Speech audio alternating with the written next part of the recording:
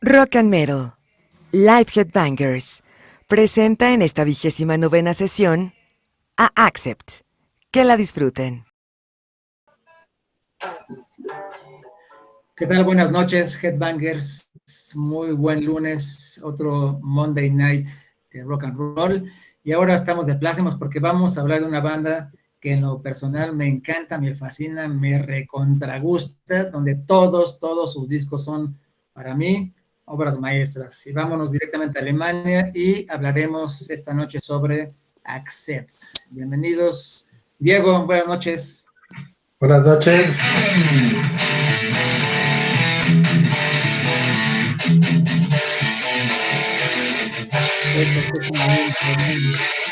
¿Sí se escucha?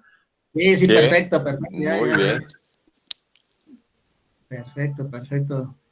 Bienvenido. Enrique, buenas noches. Tienes el micrófono apagado.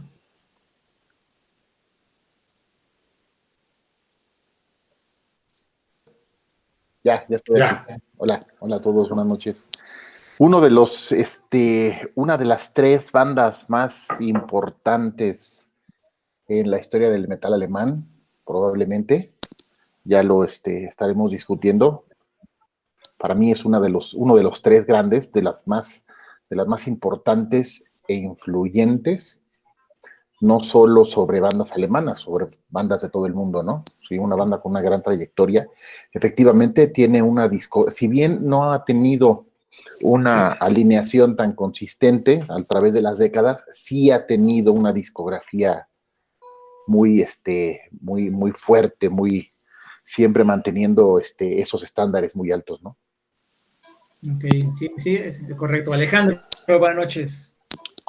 ¿Qué tal? Buenas noches. Hablar de una banda, permítanme diferir un poquito con ustedes en este sentido.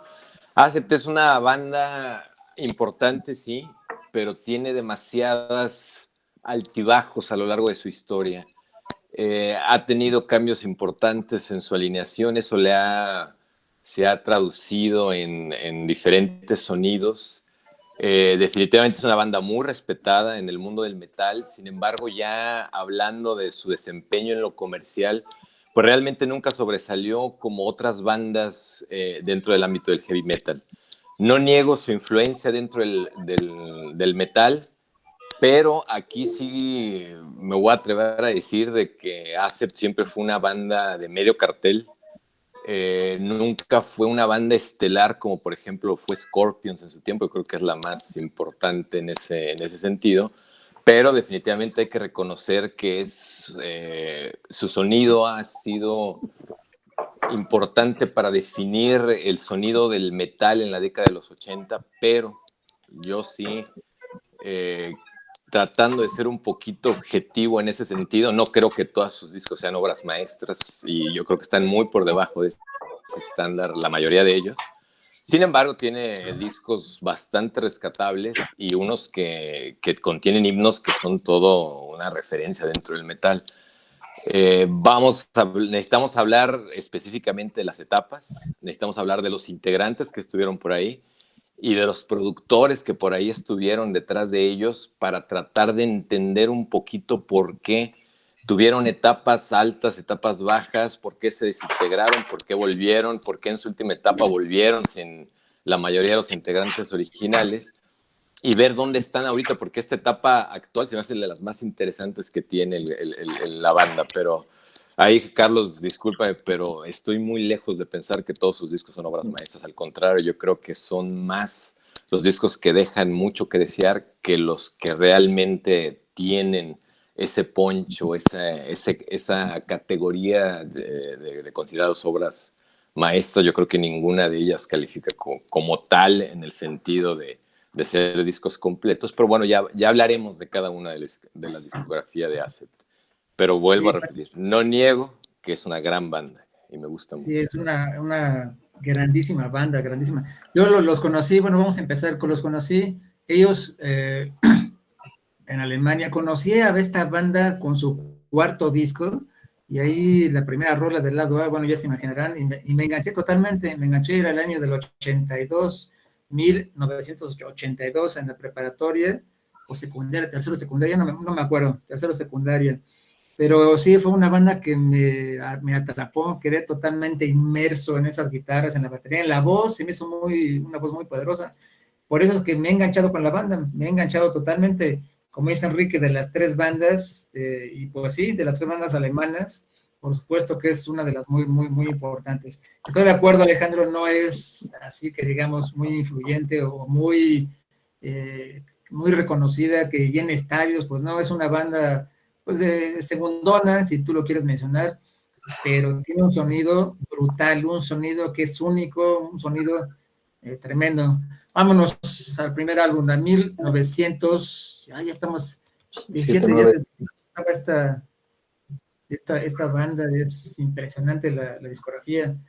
Estamos en el año de 1979, y es el álbum homónimo que se llama Accept. Diego. ¿Qué tal? Pues mira, algo que es importante señalar a la gente que nos escucha, muchos dicen el nombre mal, lo castellanizan y dicen Accept. Bueno, para todos, si quieren decirlo bien, en inglés, que significa aceptar, o en alemán se pronuncia accept.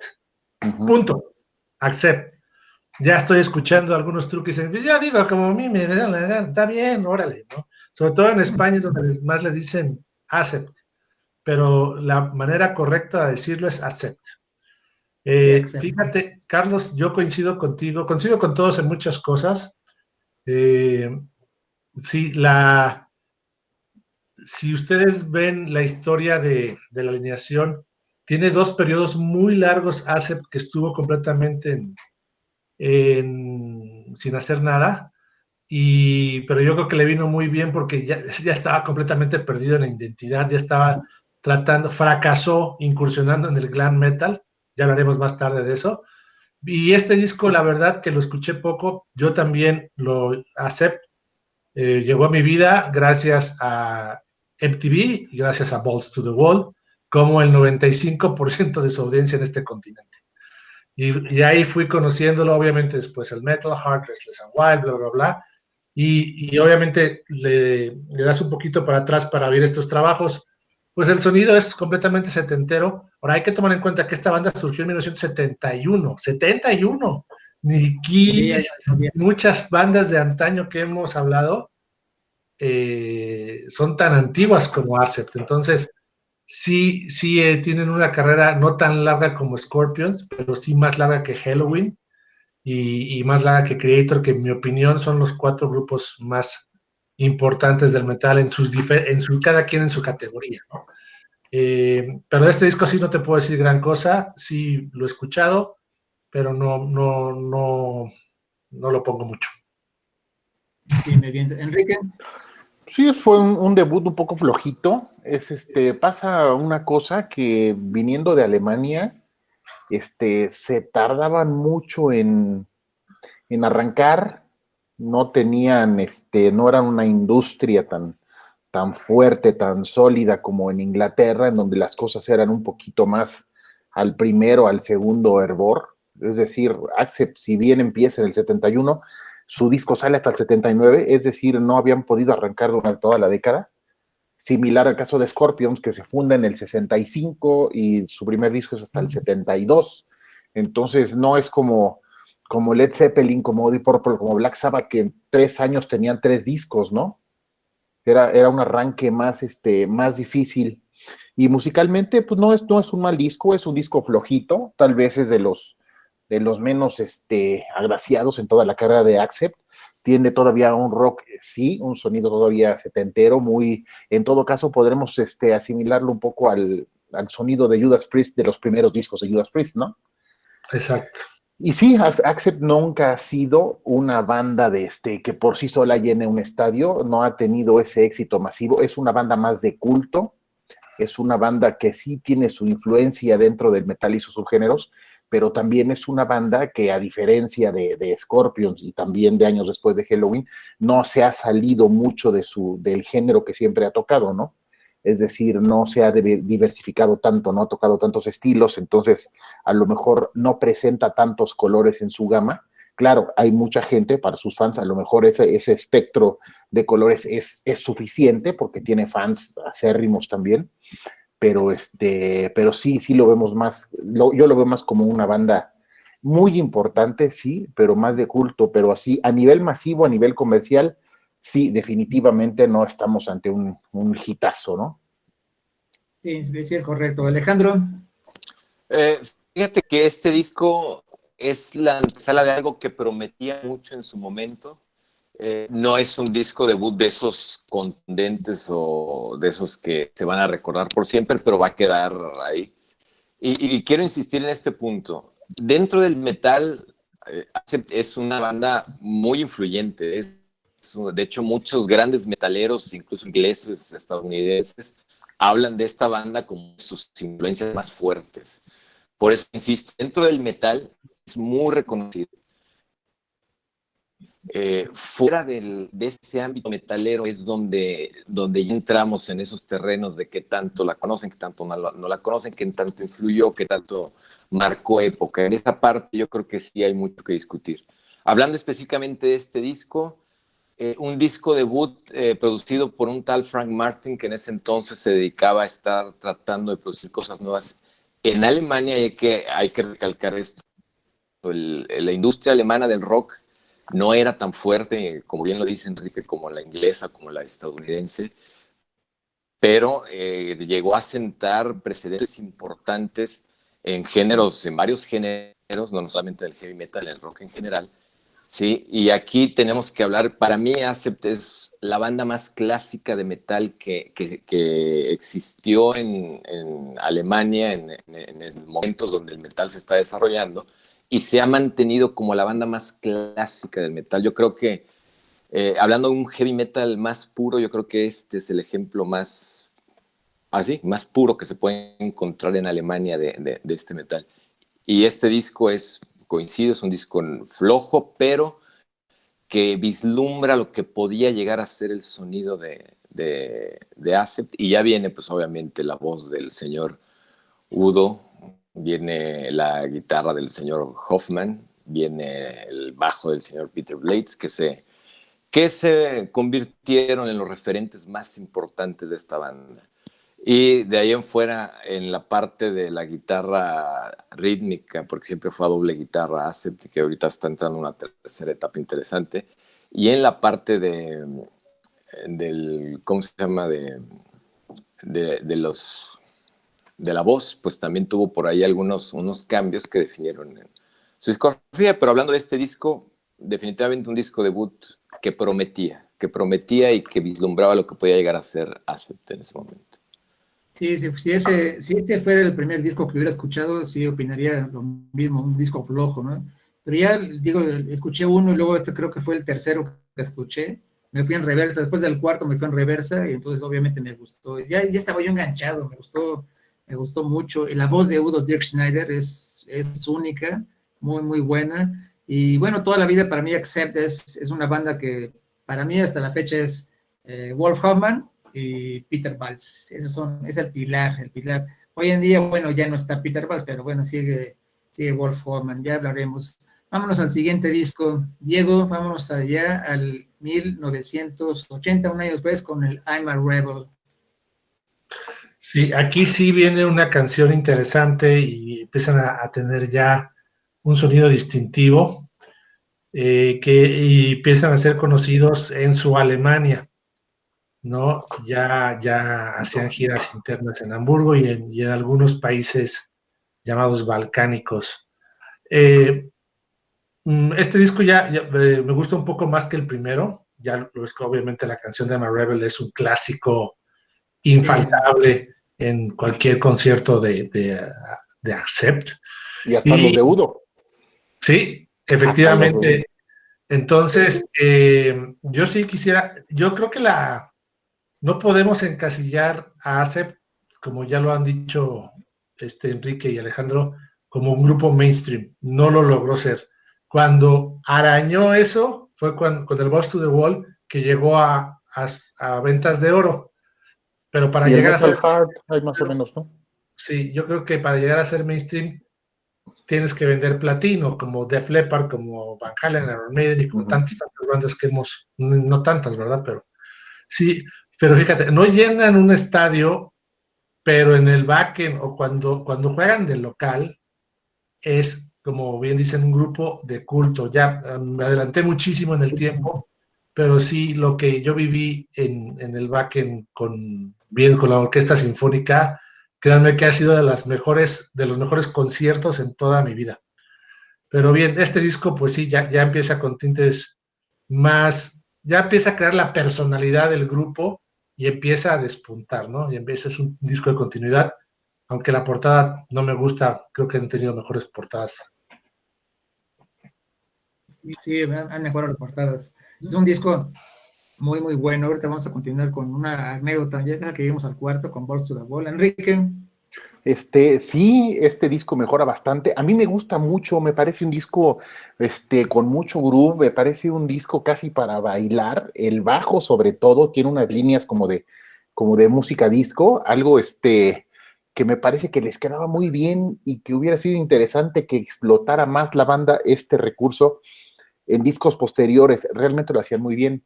La rola de I'm a Rebel, hay una situación muy curiosa. Esta canción se escribe para AC/DC años atrás y AC/DC nunca la graba. El compositor de la rola, que usaba el nombre de George Alexander, en realidad era George Alexander o Alexander Young, algo así, es hermano mayor de Angus Young y Malcolm Young, pero él no se fue con la familia. Ellos son escoceses, ellos nacieron en Escocia. Una historia parecida a los hermanos Van Halen, que se van de Holanda a California. Ellos nacen en Escocia y muy chicos se van a Australia, pero este hermano no se fue, él se quedó en Europa y estaba trabajando en Alemania, estaba pues metido ahí en la producción, en la composición, tenía también su banda, y él hace la rola, la hace para AC/DC, pero AC/DC no la graba, todavía en la etapa de Bon Scott, obviamente. Pasa el 76, por ahí fue por el ciclo del Dirty Deeds, Don Dirt Cheap, 77, 78, 79, y pues la banda nunca graba la canción, se muere Bon Scott, entra Brian Johnson, y pues la canción la termina grabando Accept, ¿no? No sé cómo fue esta negociación, pero finalmente, pues esta canción aquí la tengo, ¿la quieren ustedes? Amigo de la banda y todo, órale, va. Le han preguntado a Udo, oye, ¿y pues por qué no la grabó nunca AC/DC? ¿No tienes conflicto con eso? Dice, no sé por qué no la grabaron. Es una canción muy buena y de hecho, creo que les hubiera quedado muy bien también al estilo de esa banda, ¿no? Pero bueno, no la grabaron. Entonces, ahora tenemos uno de los grandes hits de Accept, ¿no? Accept. Y tiene otras canciones en este disco, Wanna Be No Hero, Do It, que sí tienen esa onda que así como bailable, como disco, como ya se nota una banda más compenetrada, ¿no? Ya en busca de un sonido propio, todavía no sonaba a ese heavy metal contundente y rasposo que estamos acostumbrados. Estaba todavía como en gestación, estaba en formación, pero es un disco muy agradable, muy interesante. Sí, tal vez sea de mis 5 discos favoritos de Accept. Todos son buenos. Sí, Alejandro. Aquí tenemos que hablar de 2 discos, nada más de Son el de 80 y 81, producidos por Dick Stephen, que le dio una dirección distinta al disco debut. Y coincido totalmente con Enrique en que es un sonido un tanto distinto, no tan metalero, pero que le dio 2... Voy a hablar de los 2 discos al mismo tiempo, que le dieron sus primeros grandes hits, que es I'm a Rebel y también la de Breaker. Son discos muy parecidos, discos que no son redondos como tal, porque si bien los temas epónimos de cada uno de esos discos son muy pegajosos, se pueden considerar hasta himnos actuales de la banda, las demás canciones como que quedaron en el tintero por mucho tiempo y son rescatadas muy de vez en cuando, o se rescatan en los conciertos como meras curiosidades o rarezas dentro de la discografía de la banda, ¿no? Importante aquí es de que ya se consolida una primera alineación donde destaca por mucho la voz del señor Udo, Dirk Snyder, como una voz grave, fuerte, de esas que tienen mucha personalidad dentro del mundo del metal. Insisto también en el bajo del señor Baltes. Y otra de las cuestiones, la guitarra del señor Hoffman, si bien no es espectacular, empieza a consolidarse como esa guitarra líder que tanto identifica a una banda de metal. Estos dos discos yo creo que consolidan el sonido ochentero a principios de década para poder llevarlos a más allá. No fueron tan exitosos fuera de Alemania, sí, pero definitivamente les sienta un precedente importante para que ahora sí, la siguiente etapa, los lleve a sus discos más importantes y con mejor desempeño en lo comercial hasta ese momento. Pero aquí son dos discos, el de I'm a Rebel y Breaker, producidos por Dirk Stephens, muy parecidos en propuesta, muy parecidos en sonido, y que yo creo que lo rescatable de estos son sus dos temas que a la fecha siguen siendo referentes obligadísimos dentro de la discografía. Sí, fíjate que ese disco, el de Breaker, y me voy a adelantar tantito, ya estaba muy metido con Accept en el siguiente disco. Con el Restless and Wild, ya estamos ahorita me regreso, en el 1981, 82, y coincide que algún compañero de la escuela ahí llevó el acetato y dije, ¿qué es eso? No? Y bueno, pero ¿qué hacemos con el acetato? Vamos a grabarlo, vamos a conseguir una tornamesa y un cassette, etcétera, y ya sabes, ponemos ahí el disco y oh, sorpresa, ¿no? Es una introducción, la primera rola del lado A con el de Fast as a Shark, ya conocen la introducción, y te quedas atrapado, termina esa, luego viene la siguiente, Breath and Wild, y viene Ahead of the Pack. Ese es para mí, creo que es el mejor disco que tiene la banda Accept, y de ahí me regresé otra vez al primer disco, me regresé al de I'm a Rebel y al de Breaker. Y fue una etapa muy importante porque en esa, ya lo hemos platicado, 82, 83, 84, pues fue un boom del heavy metal a nivel mundial. Aquí en México, no sé si recuerdan, pues estaba la estación esta de WFM, y ahí programaban, y ahí conocí lo que sería el siguiente hit, que sería el de Balls to the Wall, con Víctor Manuel Luján, ¿no? Y Accept, y bueno, le metía un énfasis en la introducción y en la presentación de la rola, entonces se me hizo fabuloso.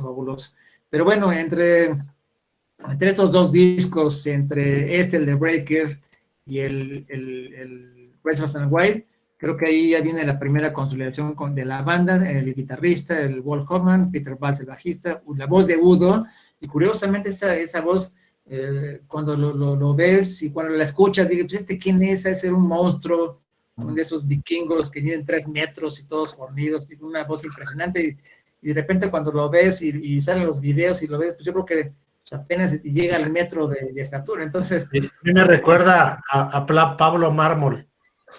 Ándale, sí, exactamente, esa es su complexión de ¿cómo se llama el personaje de Pablo Mármol? Barney no sé qué, pero bueno, ¿quién seguía? Diego, Breath and Wild. Sí, también, este es un discazo. A mí me pasó un poquito después que a ti. Como te dije, yo los conocí con el Balls to the Wall por MTV, pero obviamente siempre pasa, como a mucha gente le pasó con Maiden, que primero escuchó The Number of the Beast y se regresó al Killers y al Iron Maiden. Mucha gente escuchó el Led Zeppelin 4, obviamente, que fue el que explotó, y pues te regresas al 3 a oír Immigrant, o al 2 a oír How Loud Are Rose, y así, pues lo mismo con Accept. Aquí le di reversa y quedé sorprendido. Este también es uno de los discos que más me gusta de Accept, coincido contigo, es de los discos de culto que sin llegar digamos que fue el trampolín que hizo que firmaran, pudieran hacer el Balls to the Wall y brincaran el charco, ¿no? Las canciones, pues también son de culto, Fast as a Shark y Restless and Wild, siempre, y por supuesto, una de mis favoritas, Princess of the Down, que es un rolón, un himno, que de hecho, la última vez que la tocamos con Artefacto, tú estabas ahí en el Monster Rock, Carlos. Sí. Y sí, la verdad, este disco sí no puede faltar, es una garantía y es una obra de arte, la verdad, me encanta. Este sí me encanta. Sí, ese lo tienen que conseguir aquí los alumnos que me están escuchando esta charla. Ese es el discazo que te iba a decir que se te va a aprender, pero no, te va a preñar y vas a quedar totalmente inmerso y te va a dejar nadado y perplejo. Es un disco perfecto. Alejandro. Aquí sí, aquí estamos hablando yo creo que de la mejor etapa del grupo y que lo consolidó. Si tendremos que hablar de la etapa clásica de Accept, es de Accept. ¿Cómo es Diego? Accept. Lo dijiste bien al principio. Al principio es Accept. Pero ya sí, díganme cierto. como quieran, Diego. No, es Si no, Accept, sí, porque si no, aquí sí estamos hablando. Y fíjate que una de la continuidad importante que le dieron en esta etapa fue su ingeniero de sonido, aunque son autoproducidos, ya trabaja con ellos un ingeniero de sonido que se llama Michael Wagener. Este es el que afortunadamente los consolidó a tener un sonido más compacto. Ya venían trabajando con él desde I'm a Rebel y Breaker, aunque son producidos por Dirk Stephens. El ingeniero de sonido ya era Wagener. Y empieza a trabajar con ellos para estos dos discos de Restless and Wild y Balls to the Wall. Ahí sí estoy totalmente de acuerdo. Restless and Wild les regala sus mejores temas o los temas más conocidos.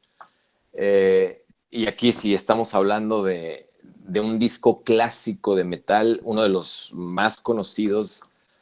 Yo creo que si nos remontamos o le preguntamos a los metaleros de ahorita qué disco, uno de los discos que más influyeron para que se formaran bandas, casi siempre sale el de Balls to the Wall, por lo que representaron. Ahora, vuelvo a insistir, estamos hablando de una banda alemana que está haciendo un heavy metal muy clásico en una etapa donde el heavy metal se estaba consolidando. Entonces, por eso yo siempre hablo de esta banda como una banda de heavy metal clásico, cuando en Alemania tendían a ser más experimentales en casi todos los rubros de la música. Entonces, esto sí es algo a destacar de esta banda, porque de veras su sonido es muy, muy clásico. Y ya en la alineación tenemos a dos de los Stephans en la batería.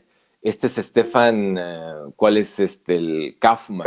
Stefan Kaufman, que fue el primer gran baterista que tuvo la banda y que, bueno, le regaló a toda la sección rítmica pues ese poder que estaba necesitando escucharse en una banda como esta. Estos dos discos, Restless and Wild y Balls to the Wall, tienen otra vez esa continuidad, ese sonido duro que es el que emociona a un metalero, y ahí sí estoy de acuerdo, es grandes discos los dos. Sí, es la palabra correcta, emoción, sí, totalmente, hasta se me eriza la piel ahorita de la emoción. Enrique. Sí, hay una aportación histórica muy importante en este tema de Fast as a Shark. Es pues considerado de los temas que contribuyeron al nacimiento posterior del speed metal, sobre todo en su vertiente melódica, ¿no? Que después derivaría en power metal, ¿no? Ya había habido algunos antecedentes, dicen los que saben que el antecedente más, ¿cómo decirlo? El primero de estos es Kill the King de Rainbow, luego está Exciter de Judas Priest, y luego está esta que es Fast as a Shark de Accept, y que es como pues sí, como es un himno. Sí, pero aparte contribuyó a ese desarrollo de sonido que empezó a crecer mucho a mediados de los 80, ¿no? Y justamente por bandas alemanas como Helloween, como Running Wild, más tarde Blind Guardian, Gamma Ray, etcétera, ¿no? Es decir, aquí en Fast as a Shark no solo suena heavy metal, suena speed metal, ¿no? Dentro de un disco ya completamente heavy metal, que ya no tiene ni ese sabor setentero, ni tampoco esa rítmica como de música disco que encontrábamos por ahí en I'm a Rebel. Es un disco ya muy heavy metal, es el primero de la etapa clásica de Accept. Sí, buenísimo ese disco. Alejandro, pasamos al siguiente. Diego, voy a pasar al Balls to the Wall. Ya después de que me aventé todos los primeros 4 discos, ya que me aventé el de Roses and Wild y logré conseguir el acetato ahí en Discos Aquarius y bueno, hice malabares. De repente coincide y en WFM Víctor Manuel ya anunciaba la canción de Balls to the Wall, de un disco de una banda Accept alemana y que iba a salir pronto. Entonces, como siempre le hago, ya apenas me entero, ya formo la lista, hago mi carta a Santa Claus o a quien sea, y por X o por Y, azares del destino, resulta que el siguiente mes mi papá iba a viajar a Dallas y entonces lo amenacé, dije, no puedes regresar al país si no me traes este disco, es sumamente importante. Y siempre mis padres siempre me apapacharon y me comprendieron. Y sí, dicho y hecho, creo que se fue una semana, regresó y me trajo este álbum, que ahí lo tengo todavía, lo amo, es un álbum muy, pero muy, muy bueno. Desde las primeras, bueno, los primeros acordes, viene la canción, viene la, viene la canción que es homónima, la canción homónima Balls to the Wall, viene London Leather Boys, una canción un poco más rápida, con mucho punch, Fire It Back, Hot Over Hills, muy buena, y viene en este disco, la última, cierra con broche de oro, es una balada, porque además es un heavy metal clásico, muy ochentero, pero como lo hemos platicado en otras ocasiones y en otras charlas, las mejores baladas románticas son las de los grupos de metal, y se cierra con Winter Dreams, una exquisita, bueno, como diría mi prima Marilu, sublime, esa una rola extraordinaria, se las dejo de tarea y la van a adorar. Pero bueno, Diego. Sí, pues bueno, yo creo que dijiste todo, este disco es de los que no podía faltar en tu colección, la verdad.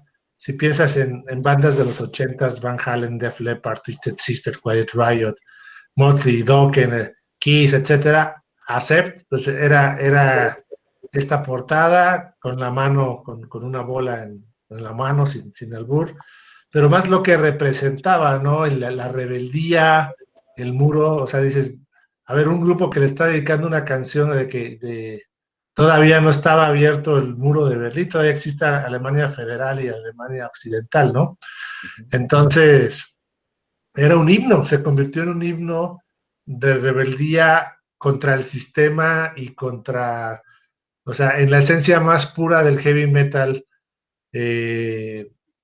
por lo que esa canción, pues, es un himno y por algo es la canción más famosa de Accept de todos los tiempos, es la que más veces han tocado, la que más dinero les ha dejado en regalías y la que más han puesto en la radio.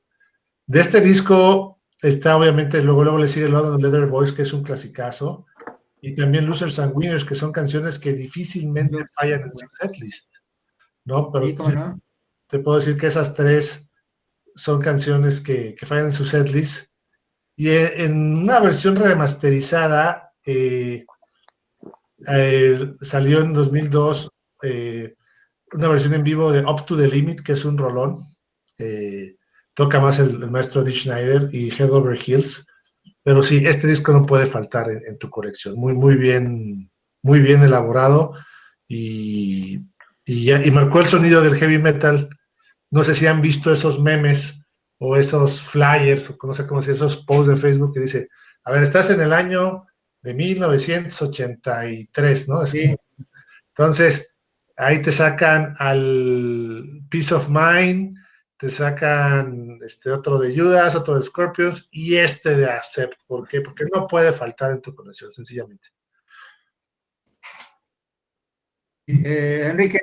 Sí, un esencial, ya esto es el periodo clásico de Accept, ya se nota una madurez artística en la forma de componer, estaban en su punto, se nota una muy buena sinergia en la banda, Udo Dee Schneider cantando, excelente, cantando todo en su lugar, además un disco muy bien medido, muy bien producido, sin excesos, casi sin partes flojas, y que es el primero que pues que ya le llama la atención a los gringos, ¿no? Es cuando Accept empieza a sonar también en Estados Unidos, en Canadá, y pues ellos mismos, la banda, se empiezan a llenar de ilusión, ¿no? Pensando que aquí es donde viene el crecimiento comercial, que a lo mejor nunca se consolida totalmente, ¿no? No alcanza esos niveles de bandas de estadio que ya habíamos hablado, pero en lo artístico creo que pueden considerar que colocaron en este año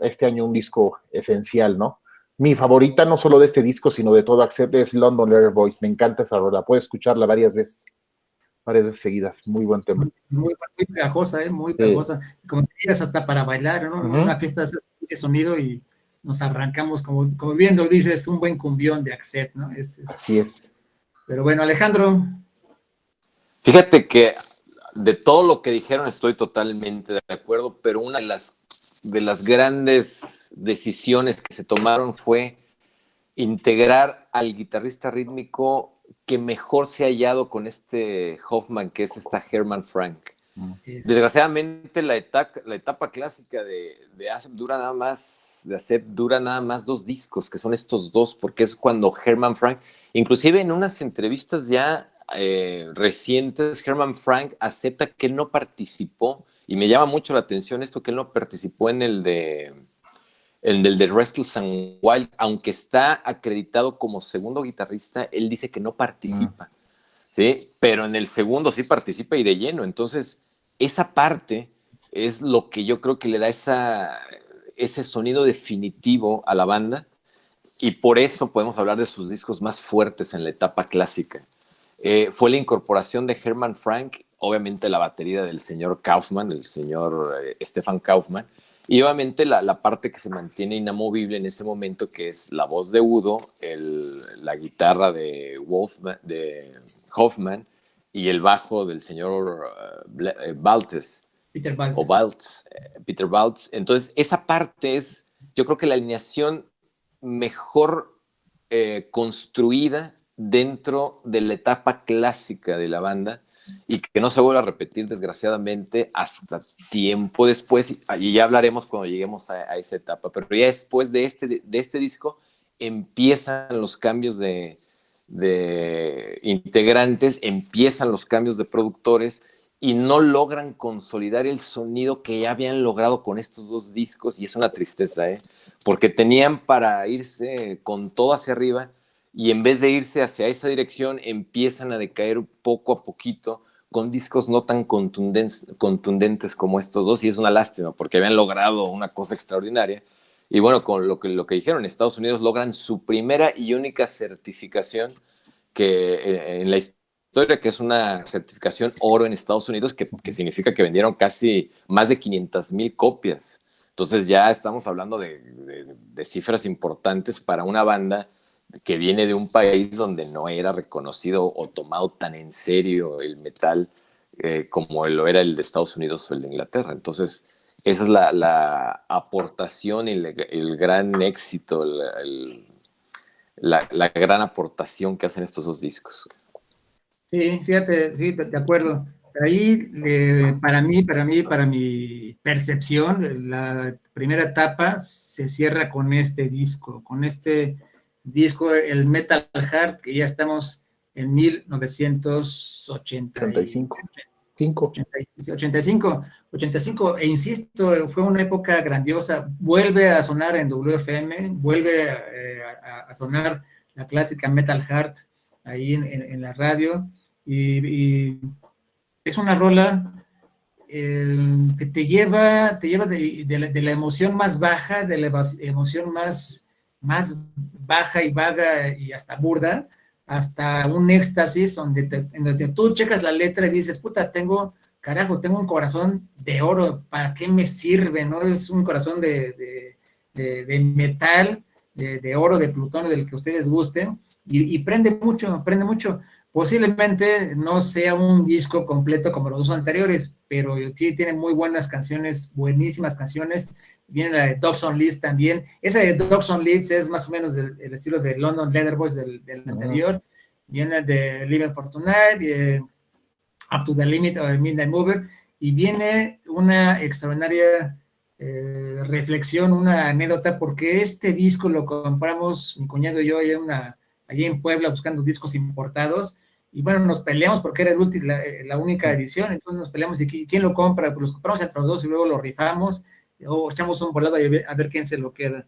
Pero bueno, esa canción me gusta, me encanta porque además en el concierto que dieron en el 2011 allá en México en el Circo Volador, pues yo creo que fue la que más prendió y más me emocionó porque en esa precisa rola, en ese momento, no me dejar mentir, pues fue un alboroto, una algarabía tremenda ahí en el foro y yo me hacía para atrás y mis dos hijos al contrario se iban hacia adelante, hacia el slam, entonces sí alcancé a tomarles por ahí una foto de ellos adelante y yo atrás con esa canción de fondo musical y fue algo, pues, ¿qué les puedo decir? Una experiencia totalmente extraordinaria, muy, muy espectacular e inolvidable. Es un disco que para mí con esta se cierra esa primera etapa.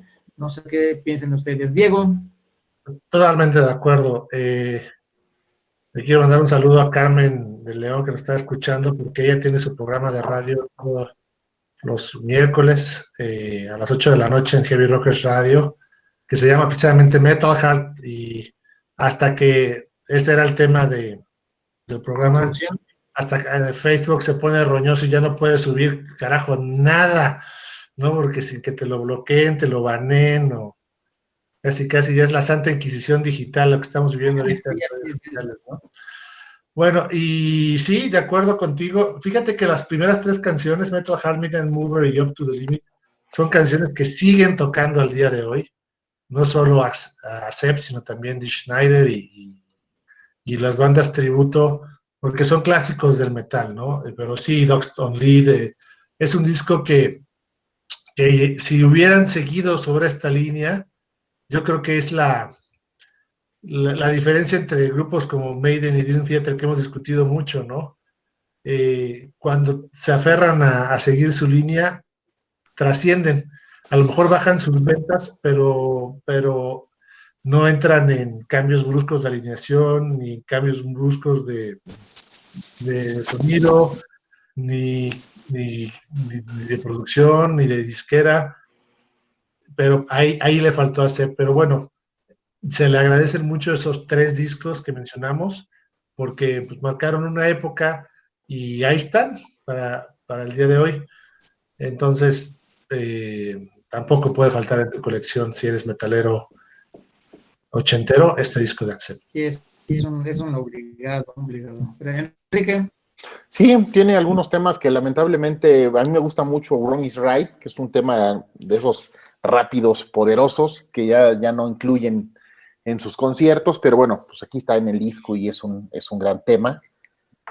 Obviamente el title track, Metal Heart, con ese interludio de Paralisa de Beethoven en el solo de guitarra, que lo adaptan muy bien, queda muy bien y lo repiten varias veces en la rola. Sí, una muy buena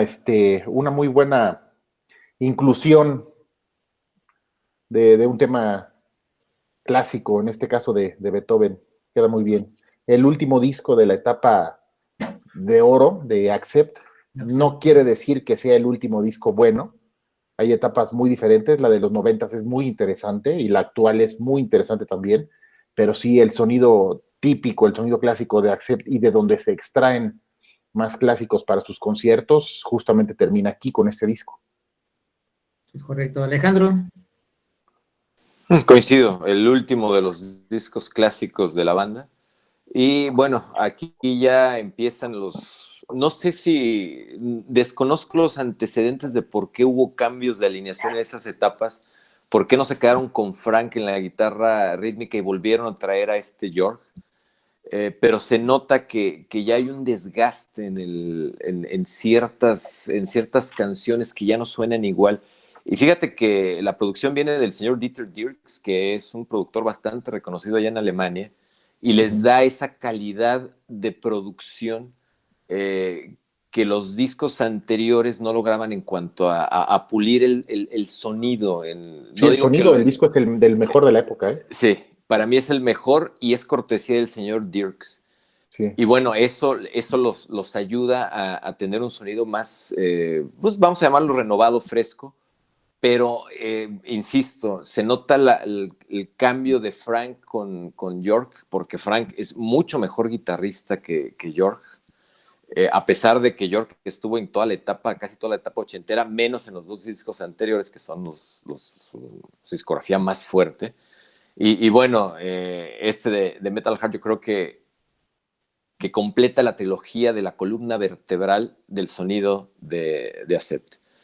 Y ya estamos entrando aquí a la gran disyuntiva. ¿Por qué no siguieron haciendo esto? Yo creo que por los cambios que hubo en cuanto a no tener una continuidad en cuanto al productor y en cuanto a su alineación, y lo pagaron al punto que tuvieron que deshacer la alineación, tuvieron que deshacer el grupo por varios desacuerdos, entre ellos que no se ponían de acuerdo en cómo iban a seguir la banda, y siguieron 2 discos flojos. Este que estás mostrando, por ejemplo, el de Russian Roulette o Ruleta Rusa, que bueno, aquí ya sí es un paso hacia atrás, es un retroceso. Iban haciendo pasitos hacia adelante con Restless and Wild, Balls to the Wall, hacen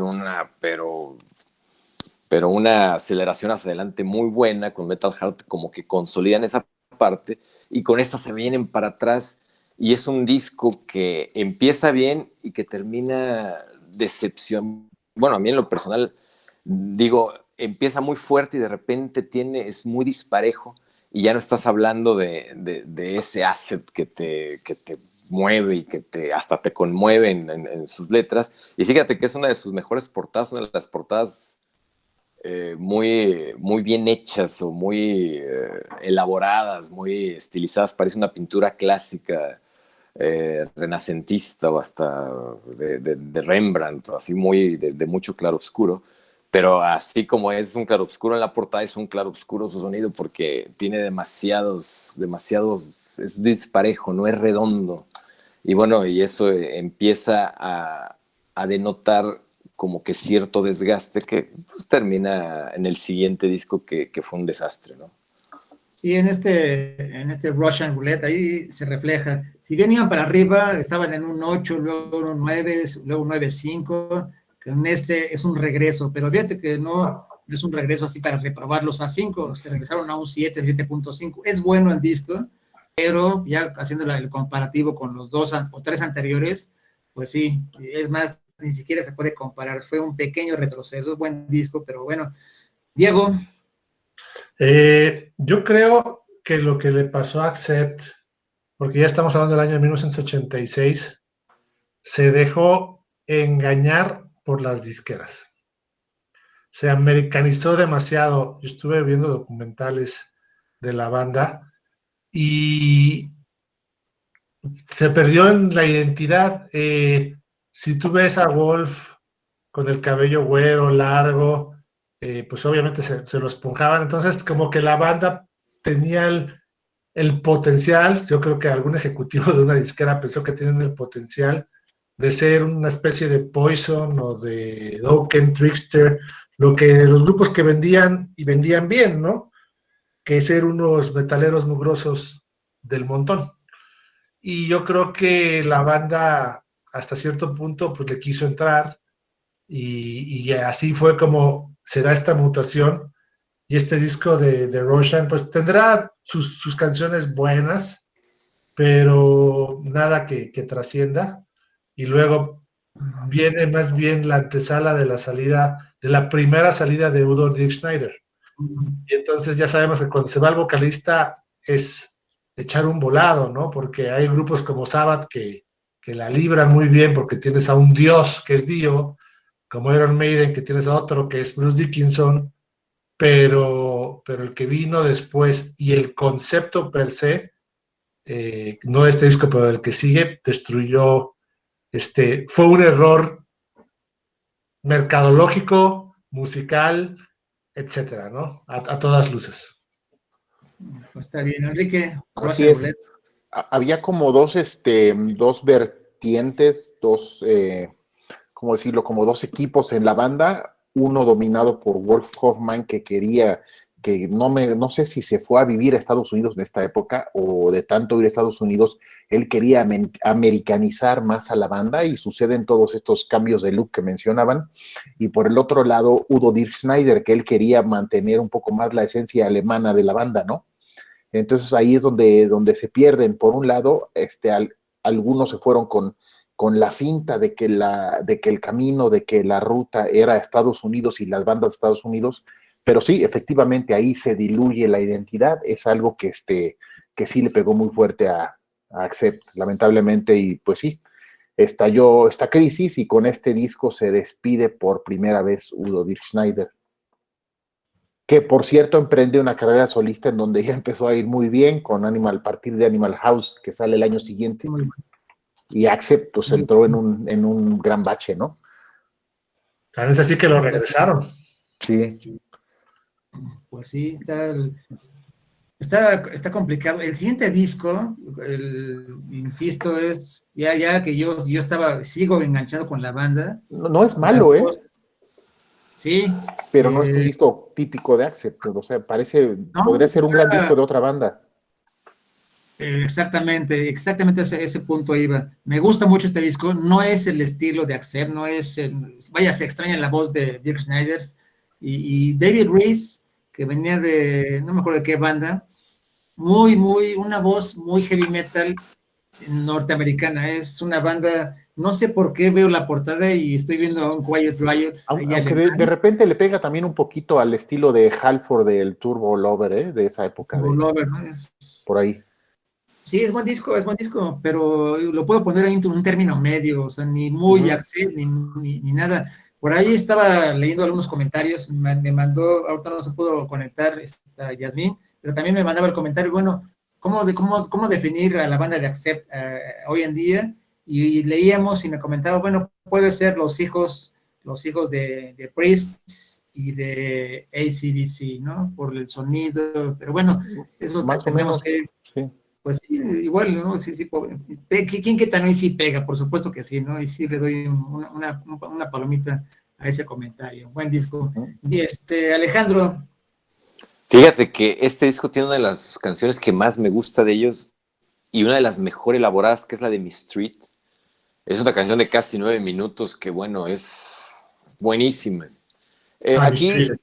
La de Mistreated, ¿sí? O Mistreated, sí. Y que curiosamente se traen de regreso a Dieter Dierks para que les produzca el disco. Y bueno, la producción es buena, pues le dejaron toda la parte de la producción, ingeniería, de mezclas y todo al señor Dierks. Y obviamente el resultado fue bueno en cuanto a sonido de producción. Son rolas muy elaboradas, algunas, de hecho, dos de sus rolas superan los 6 minutos y medio, cosa que era poco típica en los discos anteriores, pero definitivamente no es el sonido al que nos tenía acostumbrados y se resintió.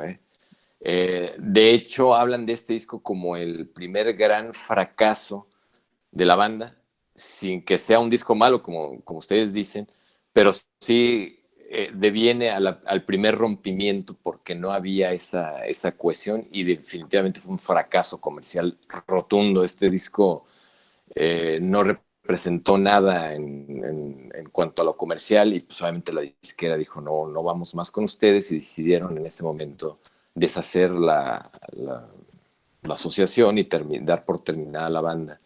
Otra cosa importante, el manager o la que manejaba los destinos del grupo era una mujer que terminó casándose con Hoffman. Y ella también decidía mucho de los destinos o del destino, de cómo se debía comportar la banda. Y ella fue la responsable. Es la que aparece con un seudónimo, ¿no? Exactamente, es la que aparece. Ella aparece con un seudónimo en los créditos. Sí, aparece para que la trataran para que no se distinguiera que fuera mujer. Sí, parecía con un seudónimo, pero realmente era Gaby algo, y que ahorita es Gaby Hoffman, que es la esposa de Wolf Hoffman. Entonces, sí, esa parte sí, claro, y una de las más importantes, porque ella fue responsable de los regresos y fue la responsable, en su momento ya hablaremos de ello, de traer a a este Tornillo, a Mark Tornillo, a la banda, y bueno. El gringo. El gringo, bueno, aunque ¿cómo se llama? Este Reese es gringo también, es el primer vocalista gringo que tiene. Digo, entonces, escuchas la voz y es casi Michael Bolton. Sí. Estaba en esa línea, ¿no? En esta línea, pero sí. Romántica, sí, el grupo se vuelve cheesy, esa es la palabra, ¿no? Sí. Y me gusta mucho este disco. Hay una canción que bien la pudo haber escrito Miguel Ángel Cornejo, que se llama Stand for What You Are, que dices, está muy padre la letra, está padre la rola, o sea, si la tocara Poison o si la tocara, es más, ni siquiera Skid Row, Bon Jovi, de ese estilo, pero dices, no acepto, o sea, no me los imagino ustedes tocando un Balls to the Wall y luego tocando, o un Fast as a Shark. Sí, parece de Poison. Sí.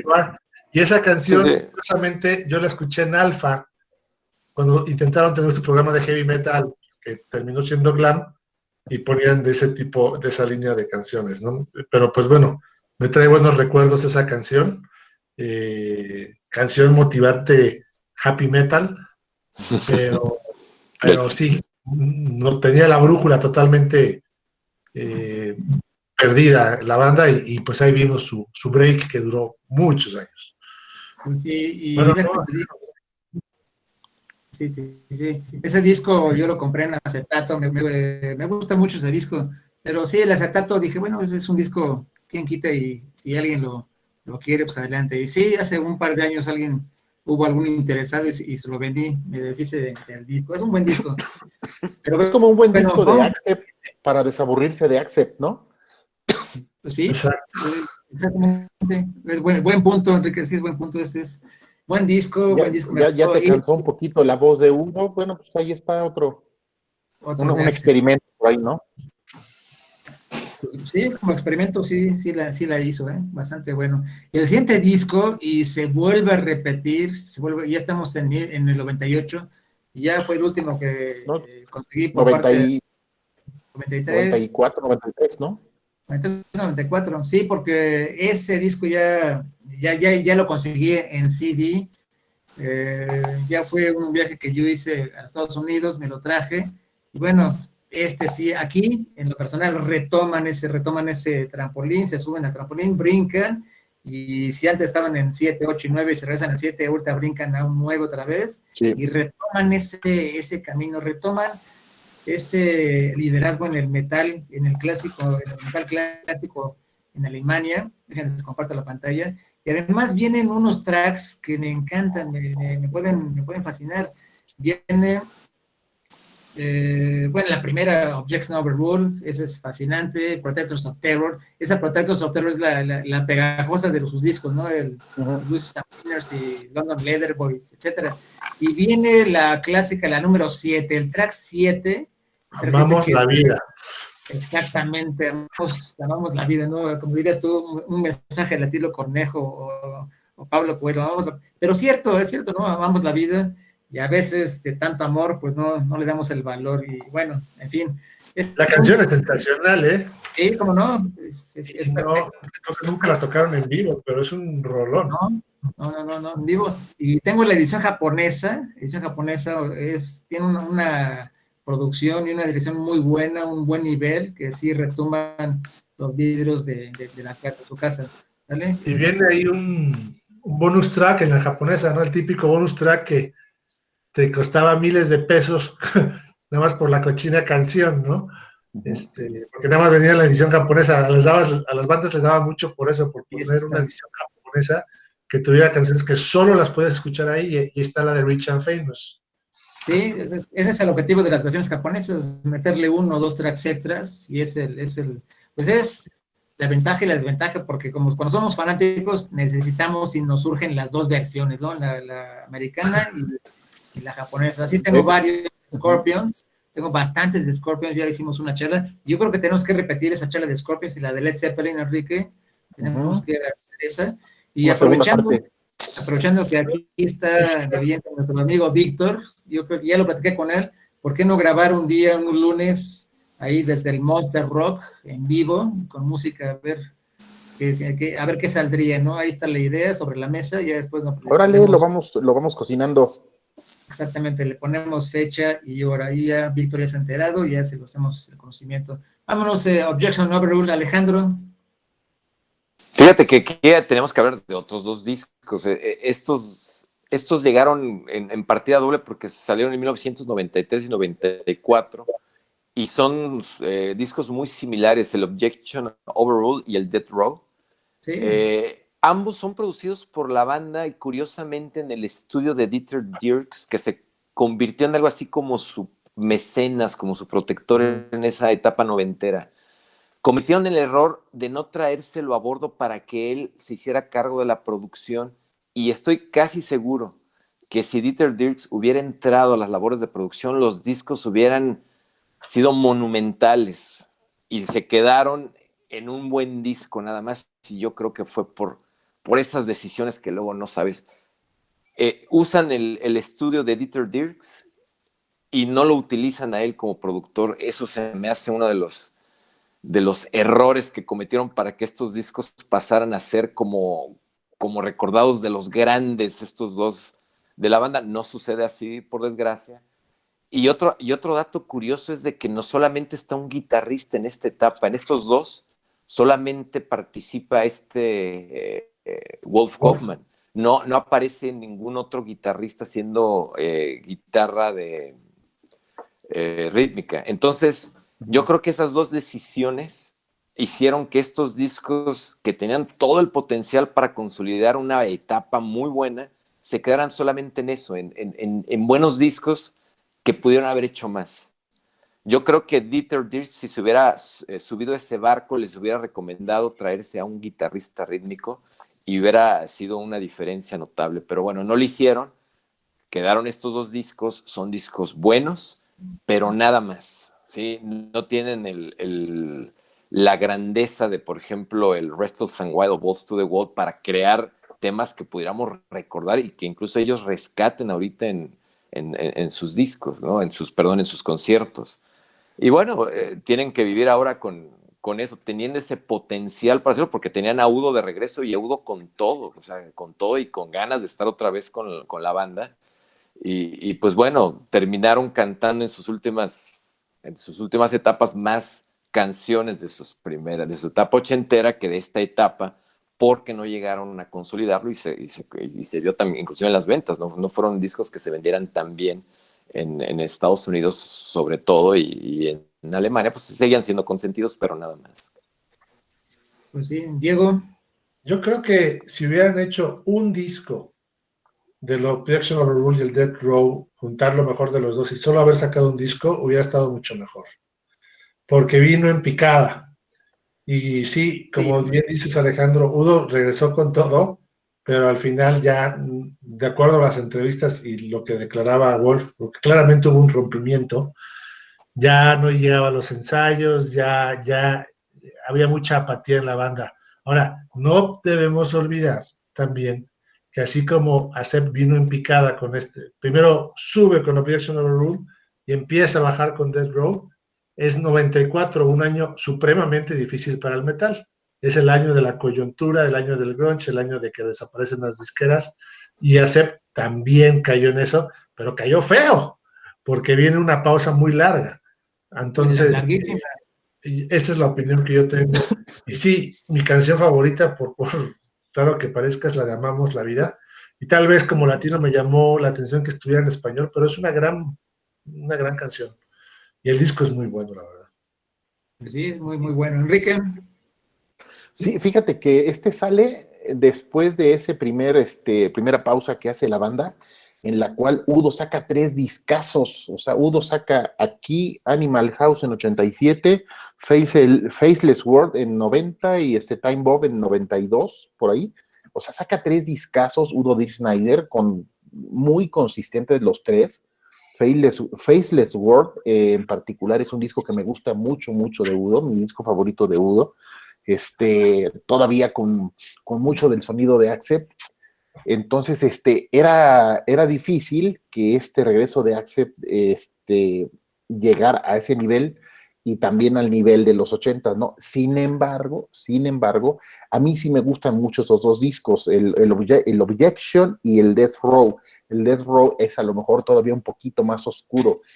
Creo que sí no son tan consistentes, que tiene por ahí sus huecos. Bien dice Alejandro, se equivocaron en no poner a Dieter Dierks de productor. Dieter Dierks fue productor de los mejores discos de Scorpions en los 80s y los tuvo en los cuernos de la luna. Entonces, es muy importante la labor del productor. Es una cuestión en donde la banda tiene que despojarse del ego y de decir, nosotros podemos, nosotros decidimos, nosotros decimos cuánto dura cada canción, cuánto dura el solo.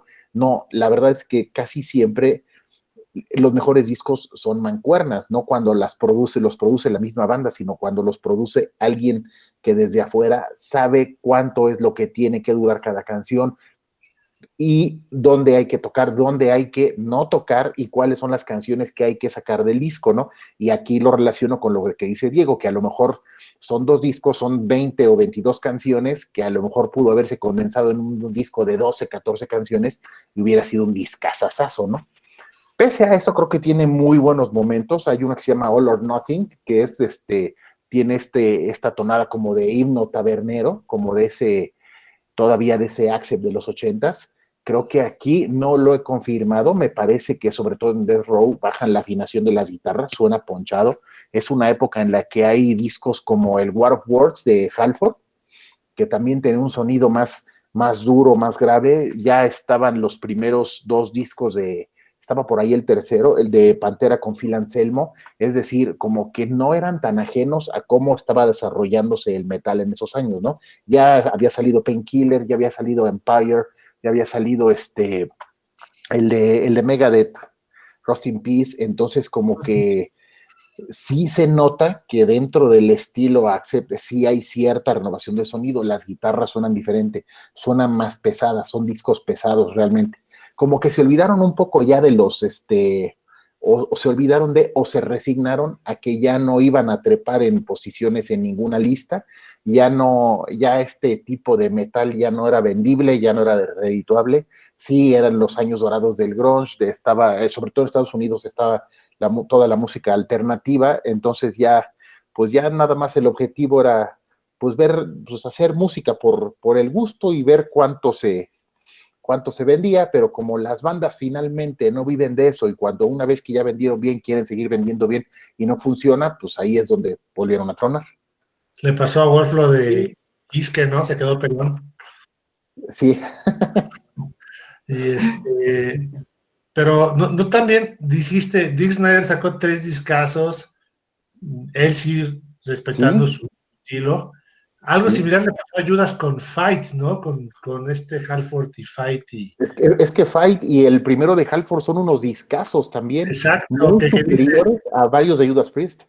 que me imagino que cuando los de Judas, o en este caso los de Accept, los escucharon, Sí. dijeron en la torre, ¿por qué lo dejamos ir, no? Sí.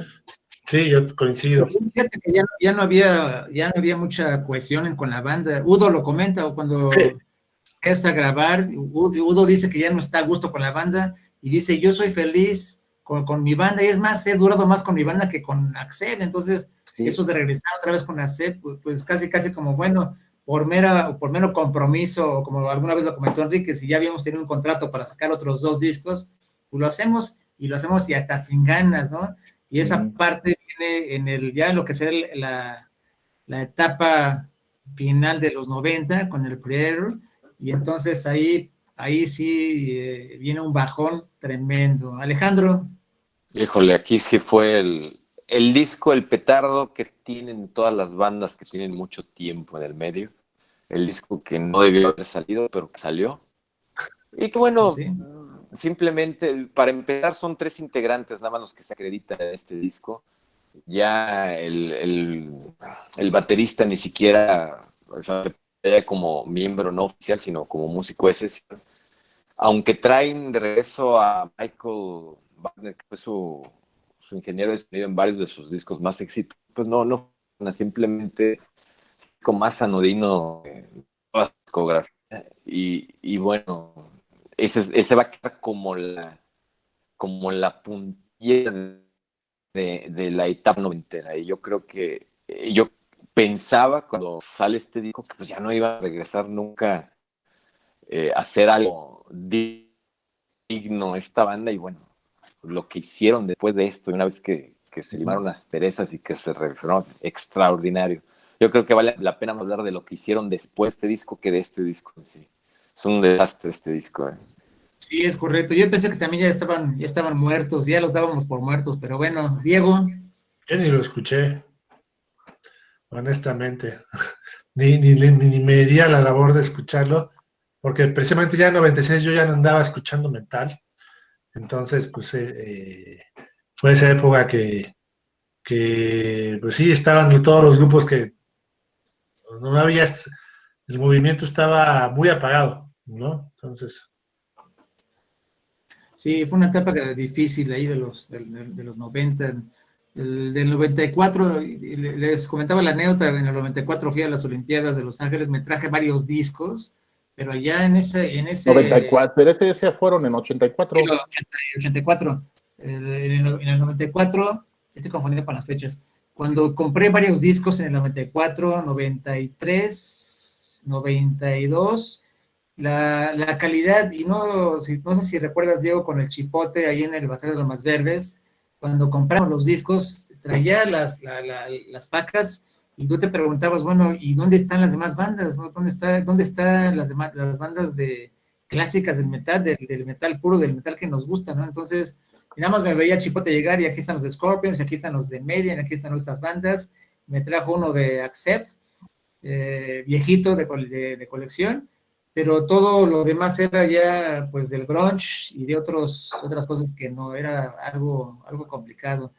Pensé que también se acababa la banda, ya no más Accept, nos quedaba Udo ahí como en la manga, y lo disfrutamos bastante. Llega la parte, ya si mal no recuerdas, Alejandro, en la universidad, era hablar de Accept con una banda legendaria y una banda que existió y que alguna vez fue muy buena. Pero ya tiene los años, y llega el 2010. O sea, 13 años después. Bastantes, pero unos meses antes, pues obviamente viene el bombardeo mercadológico, la parte de los flashazos, de las portadas, de muchas cosas, ¿no? Y bueno, que viene a revolucionar otra vez el metal. Se viene la idea de Wolf Hoffmann y de Peter Bass de otra vez reunir a la banda. Udo ahí dice definitivamente que no, que él está más a gusto solo y que va a seguir solo. Sí, perdón que te interrumpa, Charlie. Sí es importante señalar que en 2005 se reunieron. Sí, pero solo para tocar en festivales.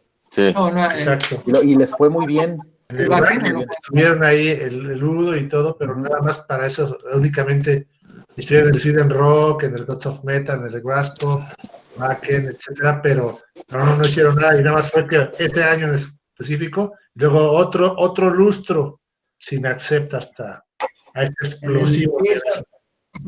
Esas reuniones como el estilo Black Sabbath, bueno, se reúnen o no, sí. o no, ya decidan. Sí, ¿no? Que se reunían solo para tocar, pero que no había grabación, ¿no? Sí. Sí, no había disco de por medio, pero bueno, salió, ya estaban las descargas en MP3, y ya se lo de Napster, había uno que se llama Galaxy, había otra plataforma que era, ¿cómo se llama esta?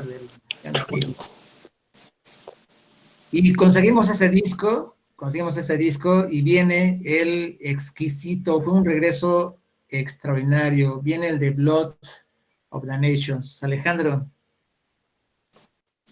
Híjole, aquí en serio que no esperaba un disco como este, una etapa como esta que es extraordinaria. Yo creo que tenemos que, obviamente no podemos obviar la alineación clásica, que es la que le da el nombre a la banda.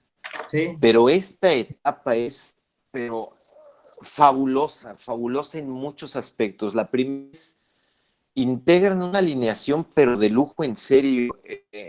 Obviamente regresa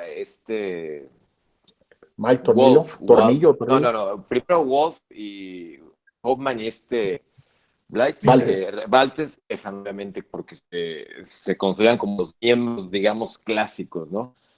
Ahí se traen al otro Stefan Schwarzman, y que Schwarzman ya había participado con ellos en discos noventeros. De hecho, él participa ya en el Predator, pero pues no le va bien, pero ahí demuestra la calidad de bataco que es en estos discos.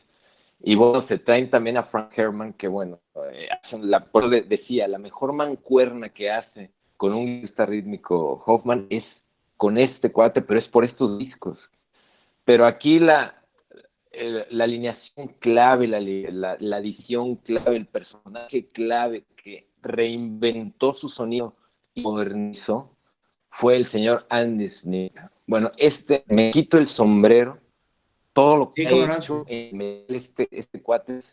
Para empezar, es un genio que sabe su oficio y que es músico de esos clavados que le encanta el metal clásico, que creció oyendo a Black Sabbath, a Deep Purple, a Judas Priest, a Iron Maiden. Entonces se conoce al dedillo todas esas bandas y conoce por dónde se han movido. Es un nerd en cuanto a la historia de la música.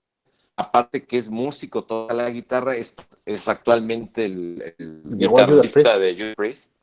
Sí. Y otra de las cosas que eso tiene, se han escuchado esta banda Sabbath que hizo en Inglaterra, haciendo un thrash metal bastante raro, pero bueno, las guitarras que tienes en el grupo es muy, no sé, algo muy sofisticado, algo muy especial que es lo que traslada estos discos de Accept. Entonces, este disco es el preludio de algo que se antojaba magnífico, y es un disco con mucho punch, es un disco con mucho poder, ¿sí? Y que no es el mejor disco de esta etapa. Yo me voy a reservar el disco que voy a hablar, que es el que me encanta y que escucho y que casi me sé de memoria. Pero híjole, no, qué regreso tan fuerte. Y obviamente viene el vocalista que realmente es Tornillo, porque es de origen hispano, pero como no pueden pronunciarlo, Tornillo, pero bueno, la voz de Tornillo es buenísima, es una combinación, ahí sí vemos entre Halford y Johnson Brian Johnson de AC/DC, sí.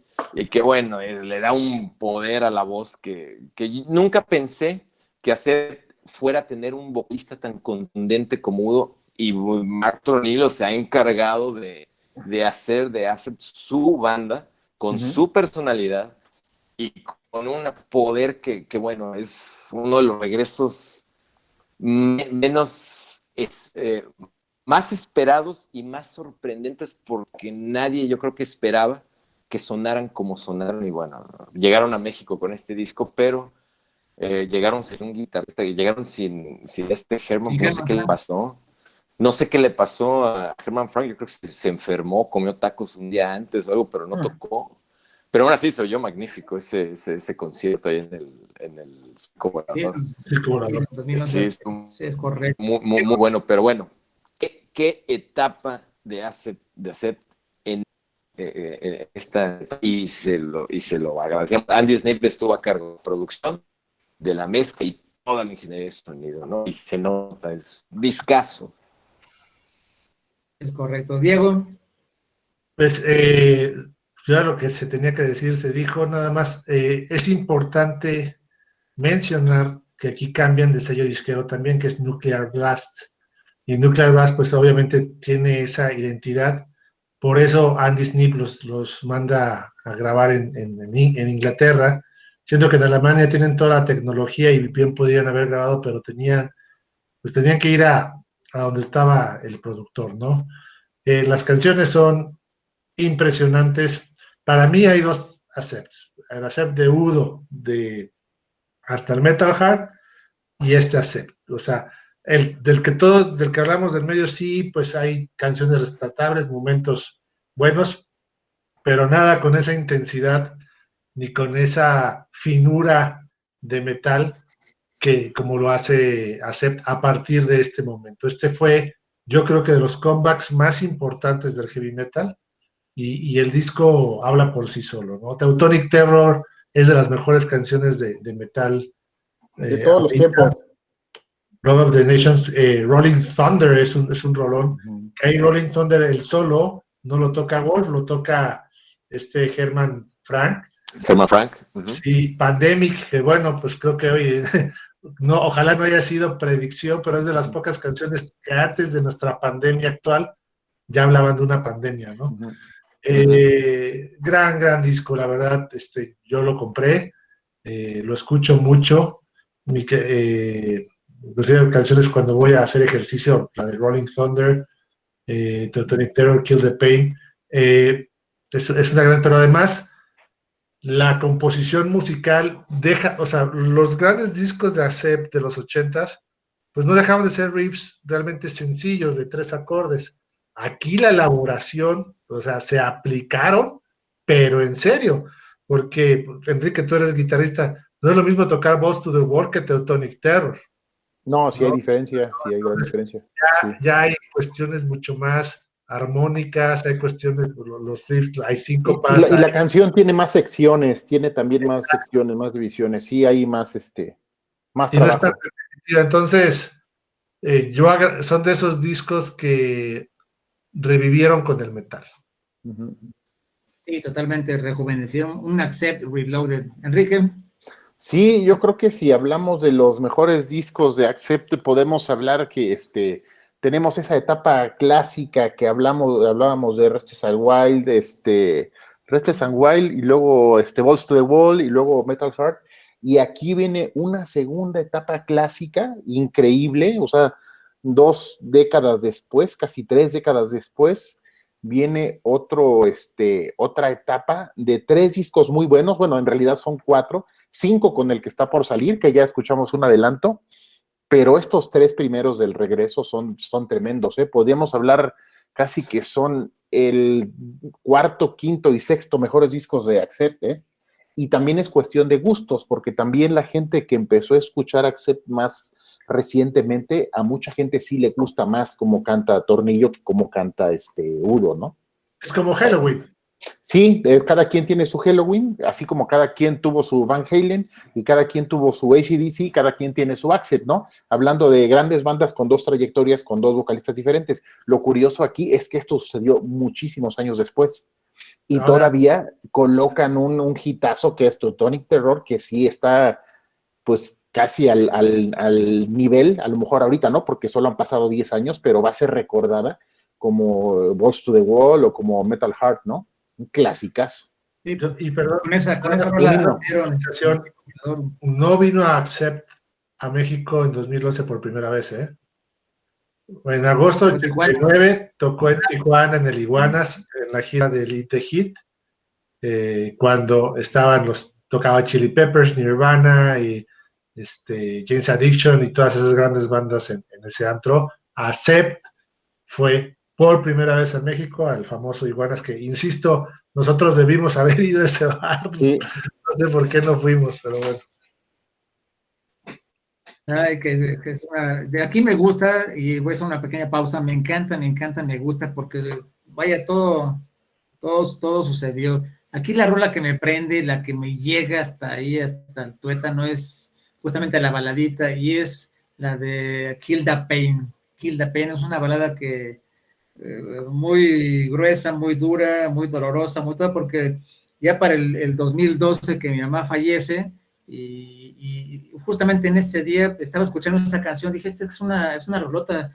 En la mañana festejaba algo y pasan 2-3 horas y ya estaba escuchando la rola y pasan 1 hora y ya mi mamá estaba falleciendo. Pero es una rola que bueno, en su momento sí dolió, ahorita lo recuerdo con mucho cariño, con mucho cariño, y pues eso es una rola que me llega y me encanta por lo mismo. Todas las demás, obviamente, por supuesto, son muy buenas, ¿sale? Vámonos al siguiente disco, vámonos directamente al Stalingrado, ya el 2012, que por cierto aquí sacaron ya un concierto también buenísimo. Alejandro. Siguen con la misma línea. De hecho, el pasado les da su certificación más alta en Alemania, en su país hasta ese momento, llega al número 4. ¿sí? Y este es una continuación exquisita de lo que es el Accept de esta época. Se llama Accept Stalingrad Brothers in Death. Y una de las características de esta nueva etapa son las segundas voces o los coros, que son hasta más elaborados, son hasta más fuertes, más así como metaleros en serio, metaleros de esta época, que si ya bien habían hecho coros en sus discos anteriores, nunca los habían hecho al nivel que los empezaron a hacer este disco, cortesía también, señor, del señor Andy Sneap, que les dijo, atrévanse a hacer estos coros fuertes, estos coros que con voces fuertes, metaleras, que se oigan con todo dentro de lo que es el sonido. Coincido mucho con Enrique en el sentido de que son rodadas mucho más elaboradas.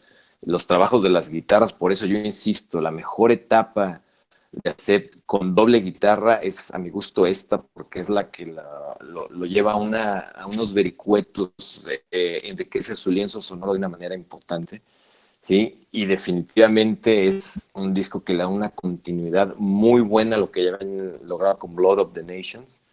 Y en 2 años consecutivos nos regalan discos de este nivel y dices, bueno, ¿qué sigue? ¿Qué va a pasar? ¿Hasta dónde van a llegar estos señores? Porque están haciendo un heavy metal de primerísimo nivel y sonando a un heavy metal clásico, pero muy orientado a lo que era el siglo, al siglo XXI, al nuevo milenio, totalmente puesto al día. Ándale, esa es la palabra, que puesto al día y actualizado, y que atrajo la atención de los metaleros actuales. A los clásicos ya nos tenía atrapados, entonces lo que hicieron fue atrapar a los que empezaban a escuchar el heavy metal y bueno, llegaron con todo. Muy buen disco también. Así es correcto. Diego. Sí, totalmente. Ya creo que ellos entendieron, primero, la amalgama entre los músicos, que fue importante. Como bien dice, estaba escuchando una entrevista con Mar Tornillo que dijo, le preguntan siempre por Udo, ¿no? Así como casi que a Paul Diano siempre le preguntan por Dickinson. Y dice, ¿no te sientes raro siendo el nuevo? Y dice, no creo que Brian Johnson se sienta mal por ser el nuevo de AC/DC. O sea, Brian Johnson siempre va a ser el nuevo de AC/DC. Lleva 30 años en la banda, pero es el 40 de Bon Scott, de un dios, ¿no? Entonces, lo mismo, entonces yo creo que así le paga tributo porque el señor Tornillo no tiene 30 años. También ya No, es casi contemporáneo. De hecho, creo que es 2 años menor que Udo, ¿eh? sí, ya le está O sea, pegando al 70. Tiene 66 y Udo 68, algo así. Sí, Udo ya tiene a su hijo tocando en la batería. Sí. Entonces, Jóvenes. y vienen a México el año que entra, ¿no? Bueno, no sé. Está anunciado Udo en el Circo Volador para abril, pero no sabemos. Sería un punto para reunirnos, si es que ya sale la vacuna, ¿no? Que ya dicen que lleva el 90% ya, por favor. Pero ojalá, sí. aunque limitaran el acceso al escenario grande del Circo Volador a un máximo de 500 personas, 600, no sé. Pues digo, las 500 que nos matamos ahí, ¿eh? Porque aunque sea Udo, toca Princess of the Down y yo me muero ahí, o sea. ¿No viste a Udo, no viste al Hell and Heaven del 2014? Fue cuando tocó Kiss, no llegué. Porque ahí tocó Udo, o sea, tocó Udo, Angra, Overkill, pero el set de Udo estuvo brutal. Sí, y fíjate que Udo tiene su banda también, Dick Schneider, ¿no? Que sí. Digo, es lo mismo, la misma gata revolcada. Sí. Usa otro nombre. Pero a mí a Udo me tocó verlo en 2015 en el Wacken con orquesta sinfónica, la orquesta militar de Alemania, y pensé que iban a hacer algo similar en 2017, 2 años después.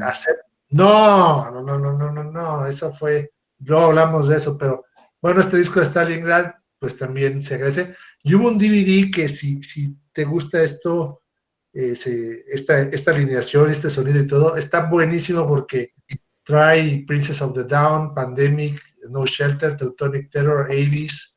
No, es un super DVD que no puede faltar en tu colección. Y además, Wolf ha logrado que la grandeza de sus canciones de los 80s, combinarlas con las nuevas, sin dejar que los dominen, o sea, como que balancearlas. Porque, por ejemplo, Maiden siento que ha fallado. Tiene grandes discos como el Book of Souls, como el No Frontiers, pero no, pues tienes que ir Halloween Behind Them, o sea, irte hasta los 80s, ¿no? En cambio, se ha balanceado eso. Sus grandes canciones ícono, balanceadas con las canciones de esta nueva, vamos a llamarle camada, y lo hacen estupendamente bien. Sí. Y Enrique, ¿algo aquí que quieres agregar? No, pues ya está todo dicho. Es el segundo disco de otra trilogía brillante que sale mucho tiempo después. Tiene rolas muy pegadoras. El título del disco, la Stalingrad, es es como el Teutonic Terror de este disco. Es una rola también muy, muy groovy, muy bailable, muy tabernera, muy himno del metal. La vitalidad que le ha inyectado a la banda Tornillo, aunque es casi de la edad de Udo. Tú ves a Udo y pues lo ves como un gran señor del metal, pero lo ves como un señor ya grande, ¿no? Además siempre lo hemos visto casi como un duende, casi como pequeñito, curioso, no sé. No, pero ya en las últimas veces sí dices, llévenle el oxígeno. Sí, Ya, sí. Y Tornillo no es así, o sea, Tornillo sale sin camisa, Tornillo sale, o sea, sí hay otra vitalidad que le ha inyectado a la banda, ¿eh? A pesar de que en el último, en este fallido Hell and Heaven Meet, no, ¿cómo es? Force Fest. No, fue Notfest, fue en el Notfest. Notfest, el Force Meet Not, en este caso fue el Notfest, ese festival fallido en donde afortunadamente sí tocó Accept su set completo. Sí se notaba como que le faltaba un poco de aire, pero no sabemos si es que Tornillo no tenía buen monitoreo y no se escuchaba y él sentía que gritar, o si le afectó la altura de la Ciudad de México porque se veía que levantaba mucho la cara, que hacía como unos ademanes como de que algo le costaba trabajo. Puede ser un segundo, porque en Bolivia le tuvieron que llevar oxígeno. Pues es factible también, ¿no? Es factible, o sea, también... En cambio, además, en Monterrey 2 años antes, me parece, o 1 año antes, que fue un año antes. Metal Fest 4 o 3, ¿no? Sí. Estuvo Accept y la rompió, o sea, sí. Fue el acto principal y sonaron impecables y hicieron explotar ahí el Estadio de los Sultanes ahí de Monterrey. Pues sí, hay que ir al Wacken, ojalá y sí se nos dé la oportunidad. Y en el siguiente disco, el Blind Rage, aquí con más potencia, una batería más poderosa. Alejandro. Este es el disco que más me gusta de esta etapa. Se hace un discazazazo en toda la extensión de la palabra. Este se complementa con otro que se llama Restless and Life, Live Blind Rage, Life in Sofía, donde tocan no sé cuántos temas, pero más de la mitad son de su nueva etapa, balanceados con su etapa clásica. Pero este disco en particular es un discazazazo, me gusta mucho. Y trae una canción que podría considerarse un homenaje, un himno homenaje al metal que se llama The Dying Breed, y que, bueno, habla de lo que es el heavy metal en las grandes influencias. Obviamente hace referencia a discos y a bandas que fueron las clásicas que consolidaron, primero, que crearon y consolidaron el sonido de heavy metal, y que al final hablan de ellos como si fuera aquella camada que poco a poco vamos perdiendo. Hablan de Judas Priest, de Black Sabbath, de Deep Purple, del mismo Jimi Hendrix, de Motorhead. Entonces esa canción debería ser considerada como un himno, y un himno homenaje a todo lo que es el metal. Vienen temas muy contundentes y bueno, ya escucharlos en vivo en el disco de Restless and Life, que se tocó en el 2015, perdón, es complementarlo. La única situación aquí es el último disco, el tercer disco, donde se tiene esta alineación estable con Frank, con Schwartzman, con Herman Frank, el guitarrista, y Schwartzman, el baterista. El baterista. Sí, el bajista Peter Waltz todavía se quedó un poquito más. Se quedó un poquito más, pero en terminan, se salen después de hecho, para el 2015 en la gira, en el disco en vivo, ya no tocan ellos, ya tocan los nuevos miembros que son los que están ahorita. Y es una lástima porque esta alineación hubiera sido grandiosa que se consolidara, pero bueno, como buena alineación clásica, segunda etapa, duró 3 discos sensacional. Esta trilogía es muy fuerte, muy contundente, y qué bueno que el señor Andy Sneap se involucró y que dio este giro, este regreso a esta banda, y bueno, para mí es un discazazo. Y curioso, les da por primera vez el número 1 en Alemania, y lo festejaron con todo, ¿eh? Cuando llegaron al número 1 en sus redes sociales, en su página oficial, bueno, celebraron diciendo, tuvieron que pasar todos estos años para que por fin lográramos el número 1 en Alemania. Y bueno, lograron el número 35 en Estados Unidos, es la primera vez que logran un top 50, y también estaban muy contentos por el recibimiento que le dieron a este disco. Y con razón, para mí se me hace el disco más fuerte de esta trilogía, y los 3 se me hacen, si los discos clásicos de Restless and Wild, Metal Heart y el de Balls to the Wall se me hace la columna vertebral de su etapa clásica, esta nueva etapa se me hace como que el nuevo oxígeno, el nuevo corazón que tiene la banda actualmente, y qué bueno que se hicieron estos discos. Son discazos los 3, y esta es la joya de la corona de esta etapa. Sí, es cierto. Diego. Pues sí, aquí lo único que yo quiero comentar, añadiendo, es que aquí fue cuando hicieron la gira, bueno, en el 2017 tocan en el Wacken Open Air, porque espérame, el Restless and Life es no, espérame, es en el siguiente, no, sí. El Rise and Chaos, ¿no? The Rise and Chaos. Chaos, que es el siguiente. No, esta está la siguiente. Esa está la siguiente, sí, perdón. Pero no, coincido en todo. También es un disco que no puede faltar en la colección. Este tono rojo, como el de Blood of Nations, le funcionó bien a la banda. Portadas ya más agresivas, más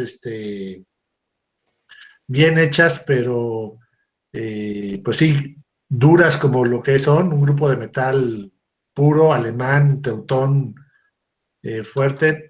Y el trabajo impecable en las guitarras, grandes músicos, gran producción, o sea, venía embalado. Creo que Tornillo les trajo este nuevo brío, y obviamente como que la resurrección del Wolf, ¿no? También por fin entendiendo y leyendo bien cómo tiene que hacer, y lo que dice es que hace la música que ellos quieren, ¿no?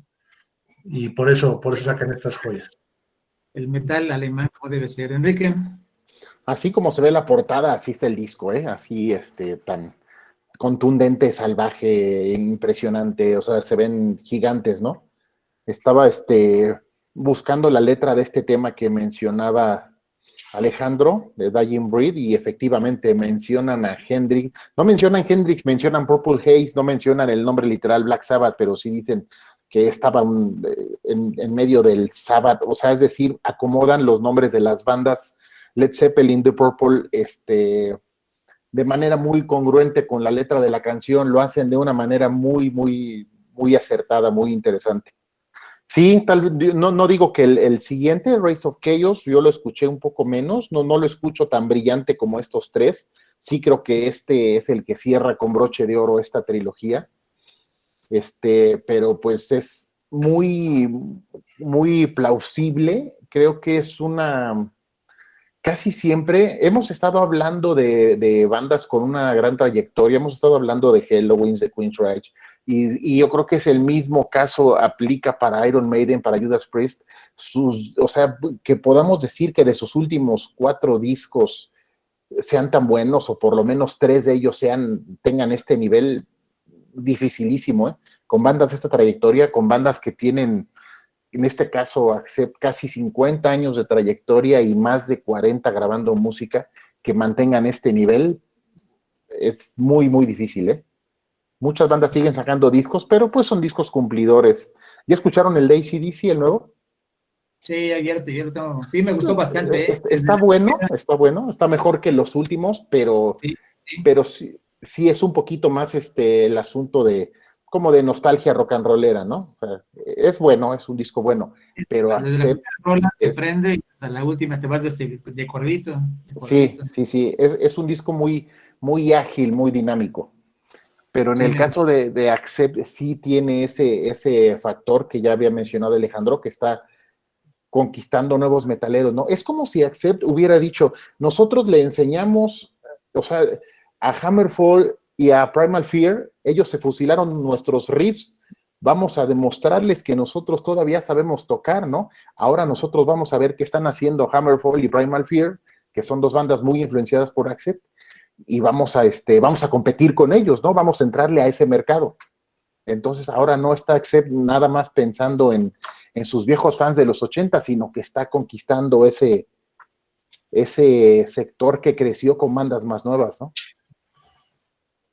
Sí, es correcto. El siguiente disco, el Rise of Chaos, y bueno, como en muchas otras charlas, siempre terminamos con que, bueno, pues ese es el más reciente disco y a lo mejor el último, pero no, ahora sí, con mucho orgullo y con mucha seguridad, les digo que este es el más reciente, pero que no es el último. Ya viene otro, ya les hablaremos al ratito, pero este es un buen disco. Alejandro, The Rise of Chaos. Fíjate que aquí desgraciadamente viene un cambio de alineación que le pega y se nota. Sale Stefan Schwarzman de las baterías, sale Herman Frank de la Peter segunda Bates. guitarra. No, No, todavía Peter todavía toca lo graba. Peter Bales, todavía Cierto, graba sale hasta la gira. hasta la otra. Es Todavía 2017. graba, pero salen estos dos integrantes, sí, e integran a los que están actualmente, que es Uwe Lewis o Lulis y Christian Williams. Se nota el cambio de alineación. No es un disco tan contundente como los anteriores, pero no deja de ser un mal disco. El señor Andy Sneap se ha encargado, porque en estos cuatro el señor Andy Sneap se ha encargado de la producción, de la mezcla, de toda la ingeniería de sonido, y bueno, les ha regalado unos discos que bueno, y si bien no es un disco tan contundente, no deja de ser un mal disco y tiene muy buenos temas, pero insisto, se nota ya el cambio de alineación y me va a llamar mucho la atención escuchar el nuevo por el concepto que van a manejar, que ahorita vamos a hablar de él, ahorita que nos despidamos. Pero bueno, la portada vuelve a ser de esas portadas fuertes, metaleras, como debe ser una portada de un disco de metal en estos días.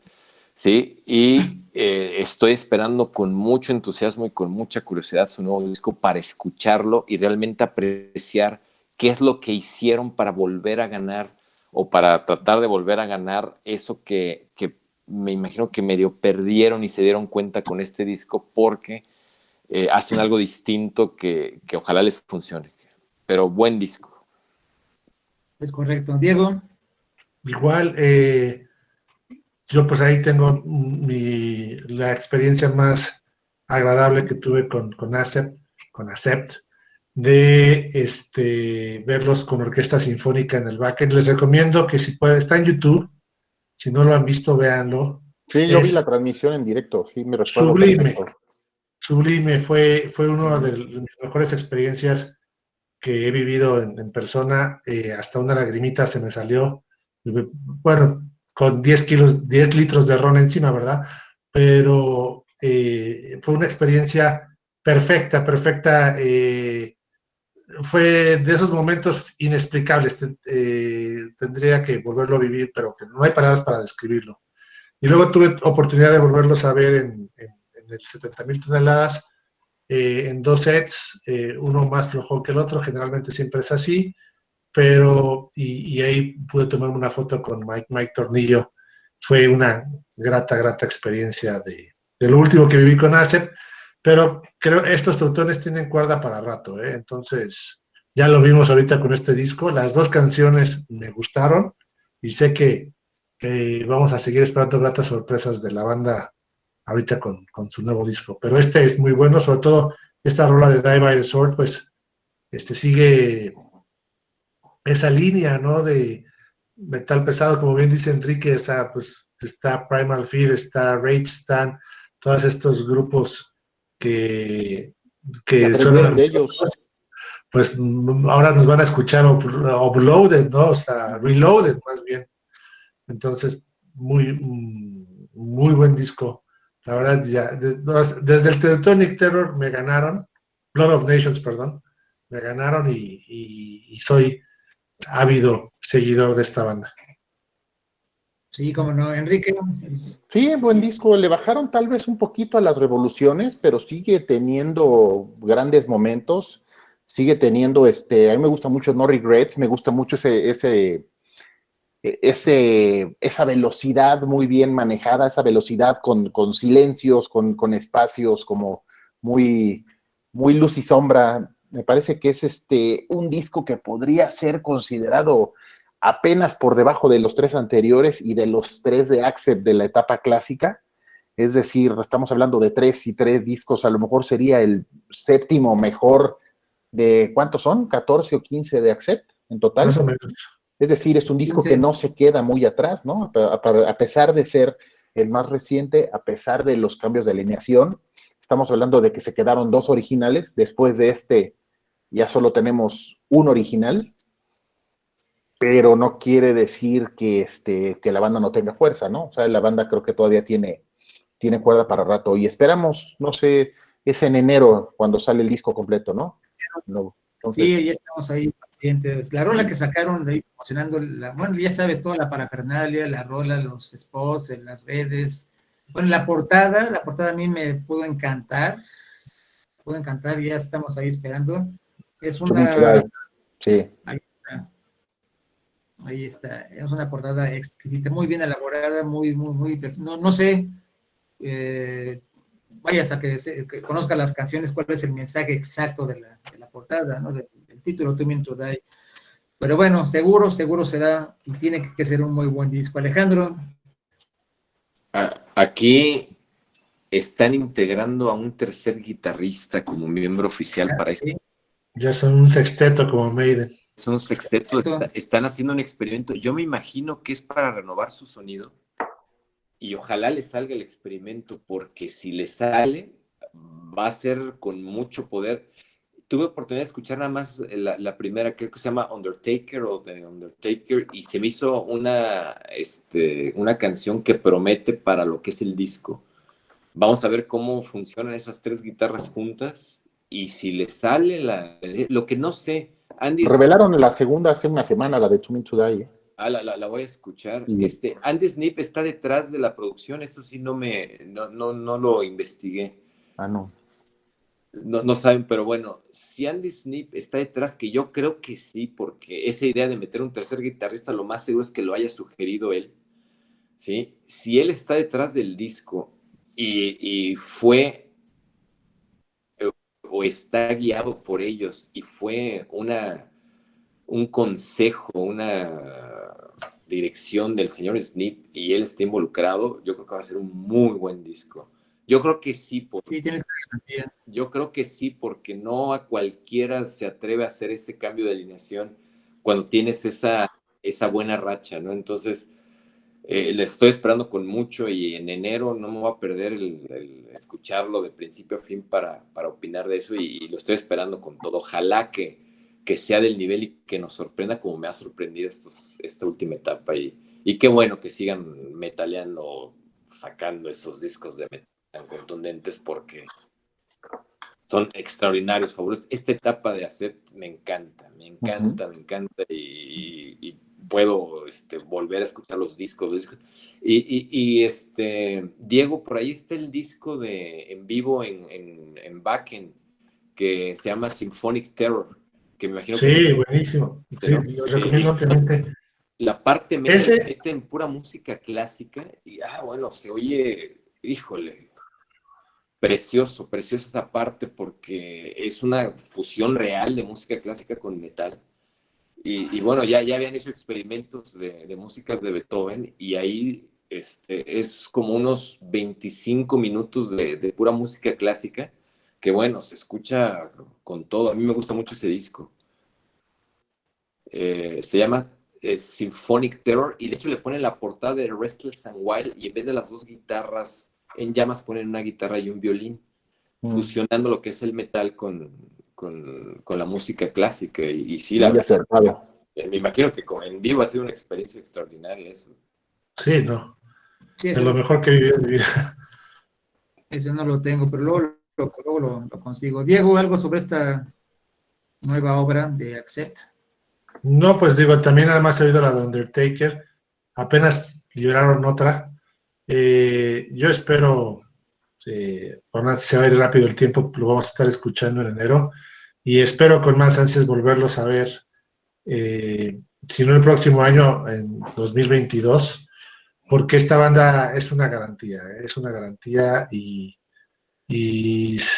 ahora sí que el que nació grande será grande siempre, ¿no? Y ojalá y podamos seguir escuchándolos cuando la palabra de moda, cuando todo esto pase.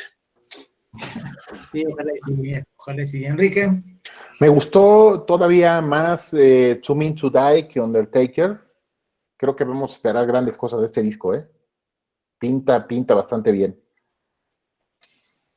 Sí, a mí me gustó. De hecho, en la mañana estaba leyendo la reseña de Alejandro, que me mandó, del 2011. Ahí tengo tu reseña, las comparto. Pero muy, muy buena reseña que nos compartió hace ¿Del concierto algunos del años. Circo Volador? Del concierto.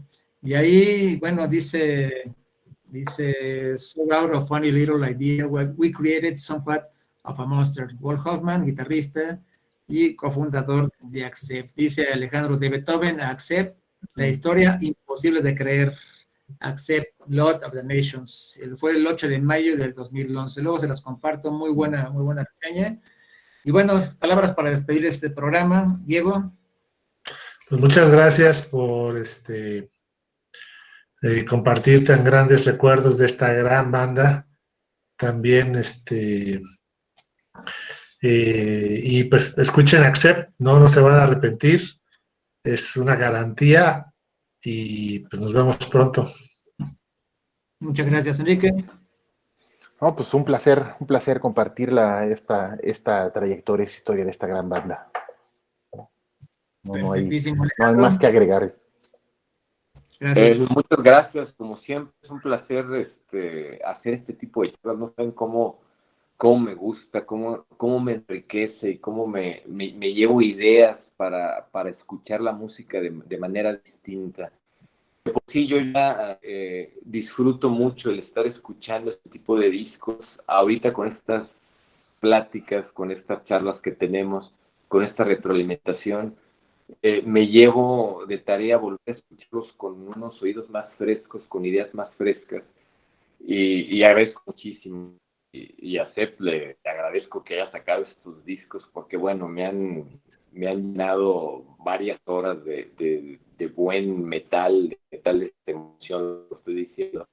Y bueno, cuando vengan a México voy a ser uno de los primeros en comprar boleto para ir a verlos, porque de veras hay un montón. Sí, ahí está. Y agradezco mucho otra vez, Enrique, Diego, un placer, y a todos los que están conectados y que de alguna manera también son parte de estas charlas. Les mando un abrazo a todos y cualquiera que nos pudiera escuchando por error, por interés, por lo que sea. De veras, acérquense a esta banda, en este momento vale la pena. Y buenas noches, y os agradezco mucho ese esfuerzo que estás haciendo de tener estas charlas. De veras me han enriquecido mucho y lo agradezco bastante. Gracias, un abrazo a todos. Sí, muchas gracias. Sí, ese es el motivo principal, es el objetivo, ¿no? Desestresarnos del día, del lunes del trabajo, gozar de las pláticas, cambiar opiniones, retroalimentarnos, experiencias, y bueno, ustedes que son los expertos ahora, pues sigo aprendiendo mucho con ustedes. Y Accept, yo creo que ahorita me echaré un par de discos, volverlos a escuchar y disfrutarlos otra vez en lo que edito el video, pero muy bien. Muchísimas gracias, y nos vemos el siguiente lunes con Whitesnake. Nos vemos.